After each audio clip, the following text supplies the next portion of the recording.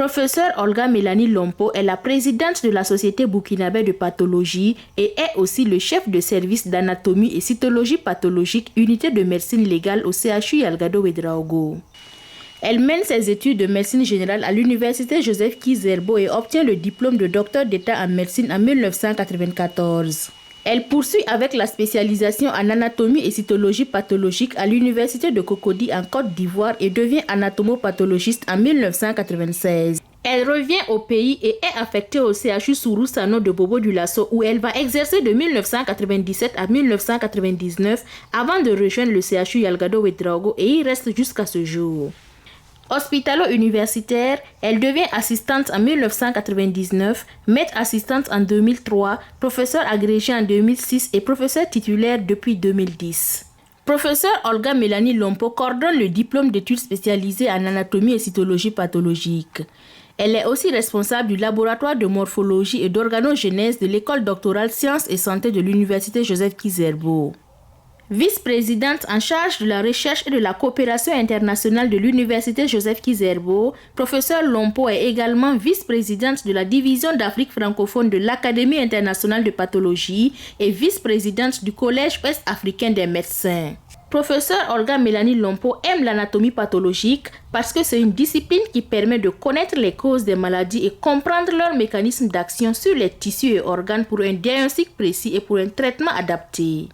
C'est cette démarche logique et efficace contre les maladies qui l'a passionnée depuis sa 3e année de médecine. Présidente de la Société burkinabé de pathologie, professeure Olga Mélanie Lompo travaille avec son équipe pour relever les grands défis de cette spécialité. Cette semaine, nous sommes allés à la rencontre de la Société burkinabé de pathologie avec professeure Olga Mélanie Lompo.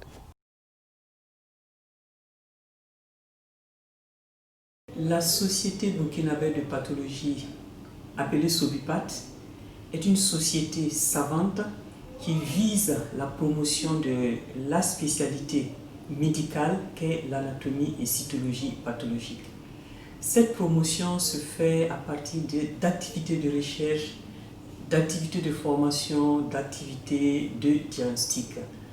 Et l'anatomie et cytologie pathologique, on peut la définir comme étant une spécialité médicale qui va poser le diagnostic des maladies à travers tout ce qui est prélevé sur le corps humain.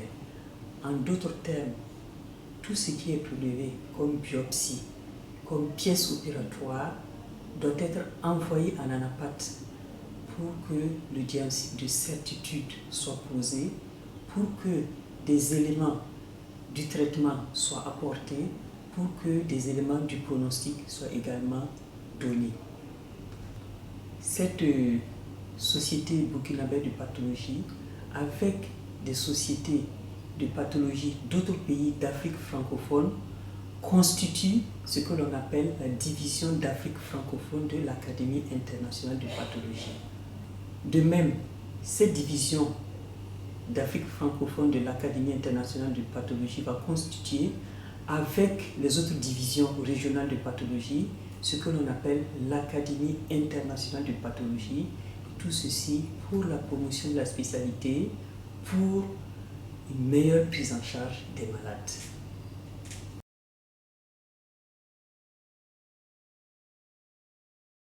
La Société burkinabé de pathologie, appelée SOBUPAT, a été créée en 2010 par la volonté de notre maître, le professeur Soudré Robert. Il est le premier pathologiste du Burkina Faso.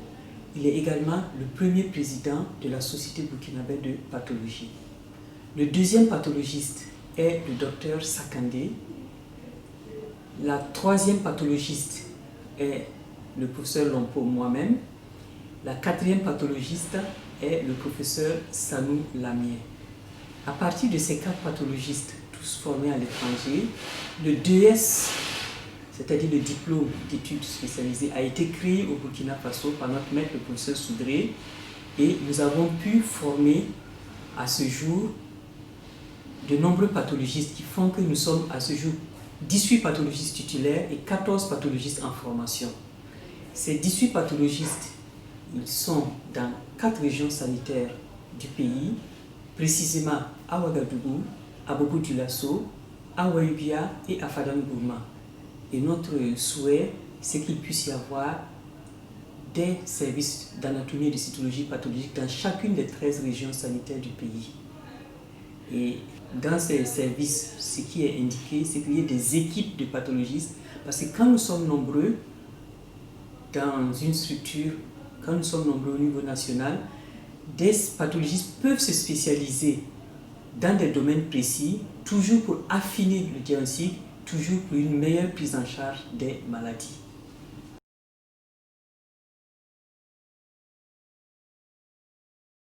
La Société burkinabé de pathologie mène des activités de formation, des activités de diagnostic, des activités de recherche et des activités à l'endroit de la population.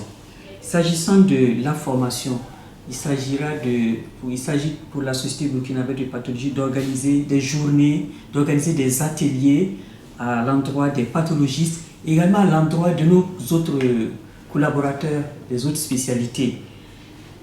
Les activités de recherche vont permettre de comprendre les causes, les mécanismes des pathologies, essentiellement des pathologies émergentes, c'est des nouvelles pathologies comme tout récemment le coronavirus. Et enfin, des activités à l'endroit de la population, parce qu'il s'agira d'informer, de sensibiliser et d'éduquer les populations en matière de prévention contre les cancers.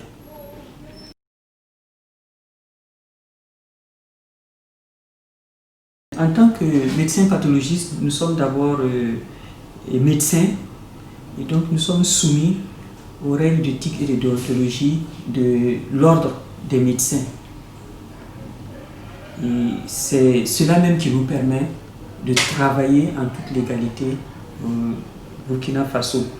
Donc nous veillons à ce que nos médecins, nos DS en formation soient rigoureux par rapport à ce qui est édicté en termes de règles par notre ordre des médecins.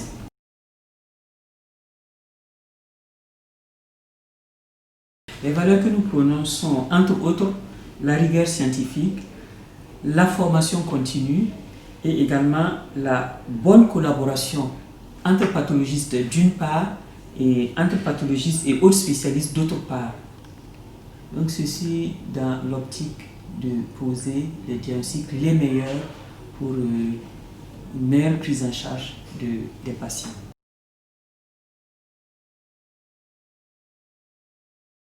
Les difficultés, elles sont d'abord en rapport avec les ressources humaines. Les ressources humaines sont en nombre insuffisant. Comme je vous l'ai dit tantôt, notre souhait c'est qu'il puisse y avoir des services d'anatomie et de cytologie pathologique dans chacune des 13 régions sanitaires du pays. Et à ce titre, il faut former les pathologistes, mais il faut également former les technologistes biomédicaux qui sont des partenaires indispensables des pathologistes. Et pour leur formation, nous rencontrons des difficultés. Il n'y a pas de prise en charge pour leur formation.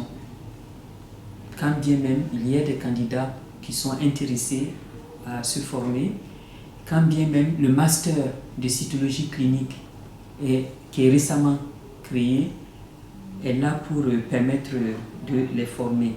Des difficultés en termes d'équipement. Les laboratoires sont souvent sous-équipés. Et quand ils sont équipés, c'est réellement un minimum qui fait que quand il y a un problème avec un seul appareil, nous sommes bloqués, le travail s'arrête. Et également des difficultés en termes de consommables et de réactifs. Parce que ce sont des consommables et des réactifs qui sont en général chers. Et pour l'acquisition, on connaît malheureusement des ruptures au niveau de nos structures sanitaires. Mais je pense que avec l'expérience, on connaît de moins en moins de difficultés en termes d'approvisionnement. Il y a des efforts qui sont faits au niveau de nos administrations dans ce sens.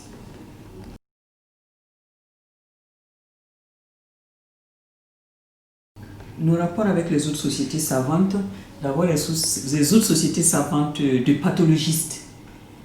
Nous collaborons en ce sens que nous nous rencontrons régulièrement au sein de la division d'Afrique francophone de l'Académie internationale de pathologie dans nos différents pays.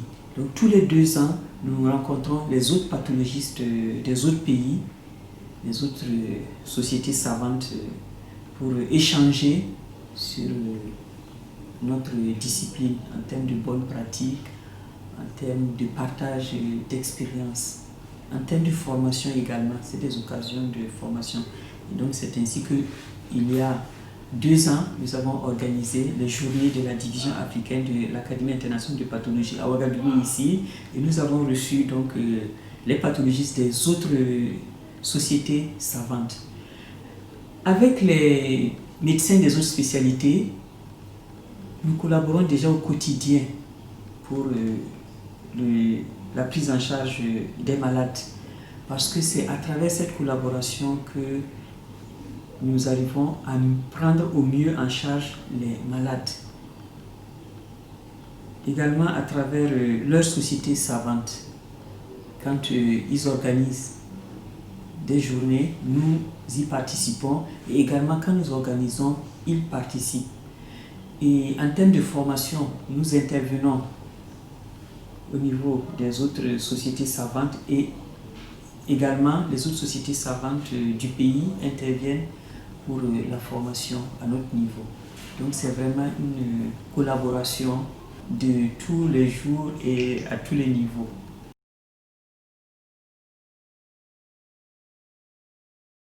Tous les pathologistes sont membres de l'ordre des médecins, et à ce titre, d'abord nous respectons tout ce qui est édicté en termes de règles d'éthique et de déontologie par l'ordre des médecins. Nous participons aux activités de l'ordre des médecins, et nous sommes membres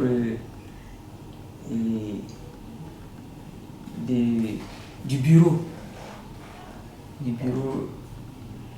régional de l'ordre des médecins à travers un de nos pathologistes, le docteur Traoré.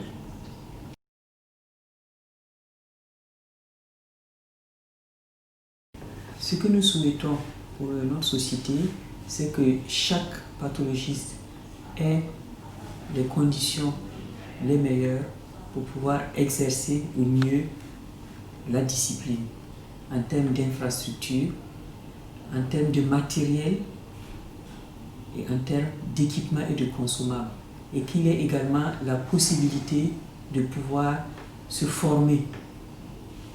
Cette formation continue dont nous avons dit qu'elle est essentielle, et enfin que nous puissions toujours avoir une bonne collaboration entre nous, parce que c'est le cas et nous souhaitons que cela se renforce davantage, parce que nous avons besoin d'échanger les uns avec les autres à tout moment pour les activités que nous menons.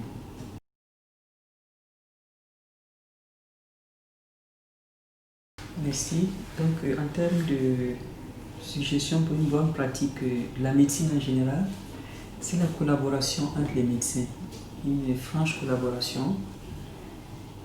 C'est également la formation continue, parce qu'on doit à tout moment se remettre en cause, et c'est cela qui va nous permettre de toujours apprendre et de toujours pouvoir donner aux patients les meilleures prises en charge.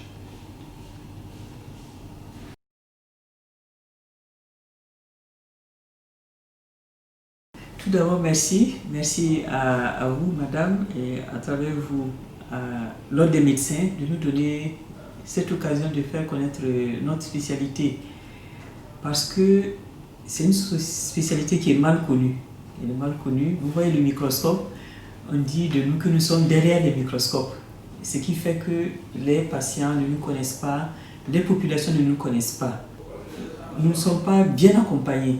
Peut-être que si nous étions mieux connus et si on savait mieux ce que nous faisons en termes de contribution au diagnostic d'une manière générale et particulièrement en termes de diagnostic des cancers, en termes de prévention des cancers, peut-être qu'on aurait plus d'accompagnement pour mieux servir les populations.